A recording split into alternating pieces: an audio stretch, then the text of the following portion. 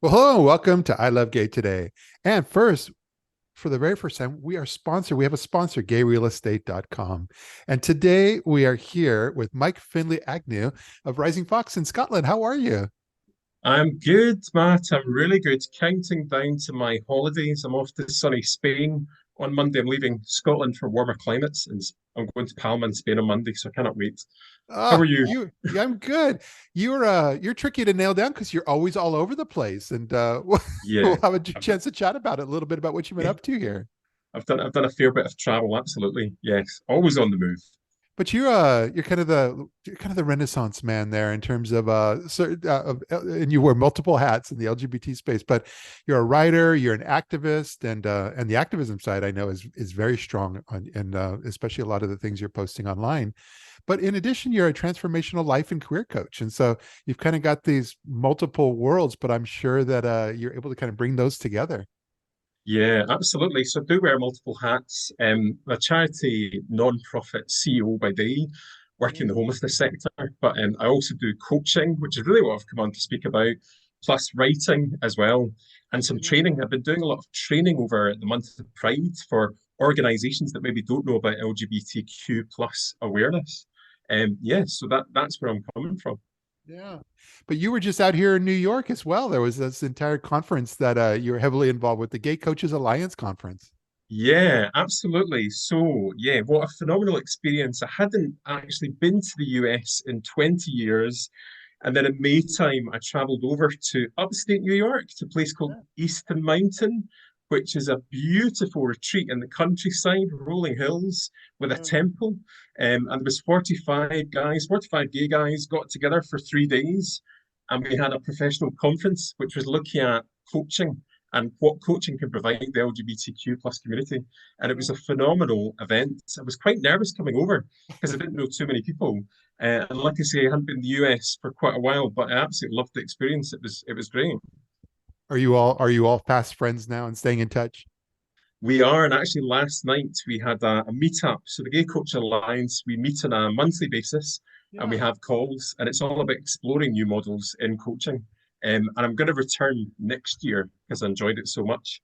Wow. But for me, this year's experience fulfilled an ambition because I managed to do a 90-minute presentation in my kilt in Scottish dress and Jimmy Somerville t-shirt on as well because I'm a massive Jimmy Somerville fan, and he speaks Yeah. to me because he's Scottish as well, obviously. We do what we can to stand out. Absolutely. Another But Scottish gay guy. What's the not to love? but this year you presented as well. What was your presentation about? Yeah, so my presentation was called Queering Our Mind in Coaching. So rather than clearing our minds in coaching, and Yeah. it was really looking at the mental health aspect of life and career coaching for the LGBTQ population. So Yeah. we know from evidence that us LGBTQ folk don't necessarily have the best time when it comes to our mental health. So we suffer from shame and various disadvantages in life. So I was looking very much at what does coaching do to help improve people's lives and their aspirations.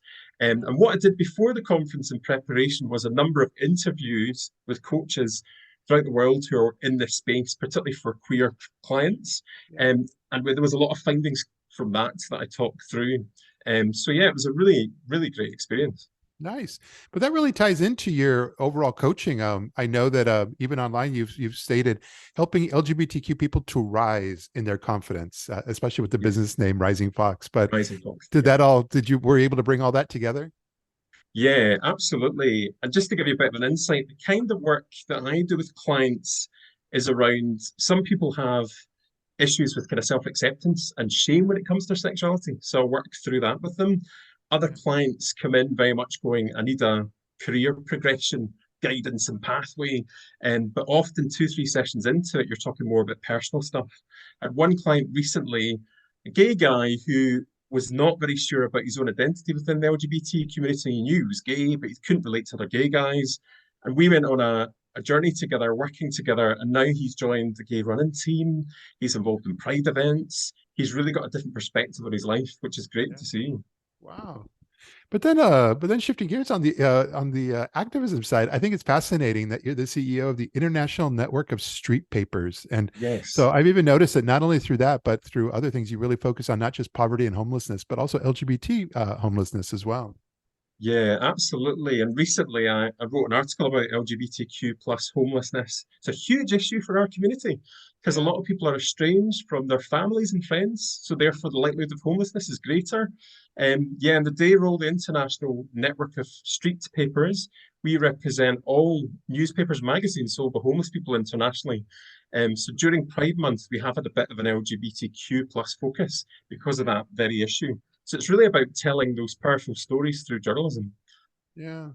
No, I love that. And that's where I think that you bring a lot of your different worlds together through your social media outreach, because that's how I stand on top of and in touch with you. But also I noticed like on Twitter and so forth, you when you had that article, it was with Openly, and you were able to Yes. kind of like pull that all together, and it really spoke to me. Yeah, no, thank you for that, Matt. Yeah, Openly's Thomson Reuters Foundation's LGBT focused news platform. And Yeah. obviously we live in quite a saturated media environment with a lot of false news and false information. But I'm really pleased that Openly's out there providing the LGBTQ plus community and those interested in it with factual information, which is why for me it was a privilege to write from my own perspective around the homelessness side of things. Really important. It's fantastic. Well, mostly I'm looking forward to next year when you are out here doing the second round of your conference. I'm hoping I'm in town and available. I would love to find a way to meet up in the real world with you. Yeah, that would be great. So I've already planned to go back. Yep. I might be taking my mother and my husband, so we'll come as troops. And the Stonewall Inn. Let's grab a pint at the Stonewall Inn. I had a great time with a friend there this time round, where we walked in and we bumped into a Scottish actor, believe it or not. No So we were way. sitting there going, "This is like a mini Scotland reunion in the Stonewall Inn." And Yeah. then I went to the bar, and the woman sitting in a stool I'm connected with through Twitter. She's a Glasgow writer and journalist. I'm like, oh my goodness, she's from my hometown. So You all Scott Scottish roads lead to the Stonewall Inn in New York. you Scottish people are everywhere. You're like tucked away and hidden. We don't even know you're there until you start talking. Exactly. I know for a small country, we tend to get everywhere in the world. I love that. Well, again, thanks for being here and sharing a bit of your story with our audience. And again, look forward to connecting. Thank you, Matt. Appreciate it. Good to see you. You too. Take care.